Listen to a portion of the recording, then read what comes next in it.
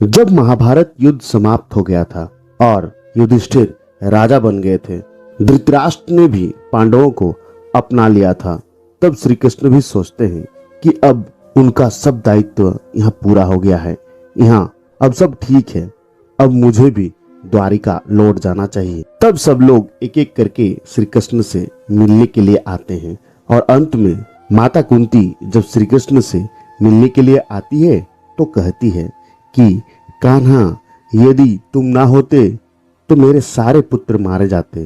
तुमने तो मुझ पर बहुत बड़ा उपकार किया है, तुम तो मेरे लिए भगवान हो। तब श्री कृष्ण उनके आंसू पोंछते हुए कहती हैं कि आज तो मेरी बुआ ने मुझे भगवान कहा है, मैं तो आज बहुत प्रसन्न हूँ, इसीलिए सभी को कुछ न कुछ वरदान मांगने को कहता हूँ।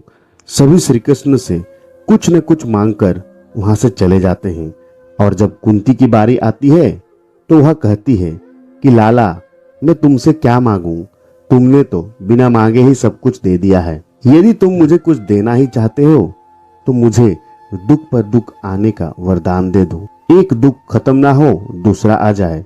यह सुनकर श्री कृष्ण की आंखों में आंसू आ गए।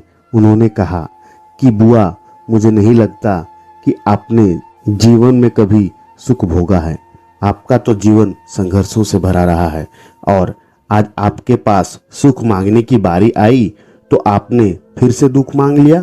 तब कुंती कहती है, हे कृष्ण, वो दुख लाखों सुखों के बराबर है जिसमें तुम्हारी याद सदा बनी रहे, और दुख दोगे तभी तो मेरे दुखों का निवारण करने के लिए यहाँ आओगे, नहीं तो सुख में तो तुम मुझे नहीं पूछोगे। यहाँ ये प्रसंग कुंती का भगवान श्री कृष्ण के प्रति स्नेह और भाव प्रकट करता है। ये छोटा सा प्रसंग बहुत बड़ी सीख देता है कि ईश्वर को सुख और दुख दोनों ही स्थिति में याद रखना चाहिए। सुख में याद रखोगे तो हमें यह याद रहेगा कैसे दुख सहन करके ये दिन आया है, और दुख में याद करोगे तो ये विश्वास बना रहेगा कि भगवान ने दुख दिया है तो सुख भी देगा। ये प्रसंग ये भी सिखाता है कि सुख और दुख में मनुष्य को समान बने रहना चाहिए, ना सुख में ज्यादा उत्साहित हो और ना दुख में ज्यादा दुखी और हतोत्साहित हो, क्योंकि ये एक चक्र है, एक के बाद दूसरे का आना तय होता है।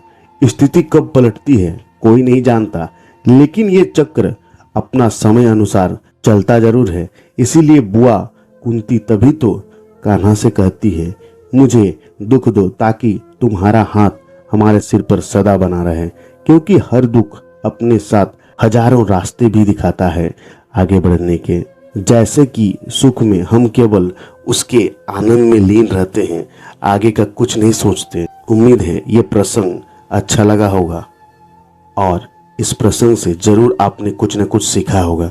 तो दोस्तों, आपने अगर कुछ सीखा हो तो इस चैनल को लाइक करें, सब्सक्राइब करें और कमेंट कर दें। इस वीडियो में इतना ही, तब तक के लिए धन्यवाद।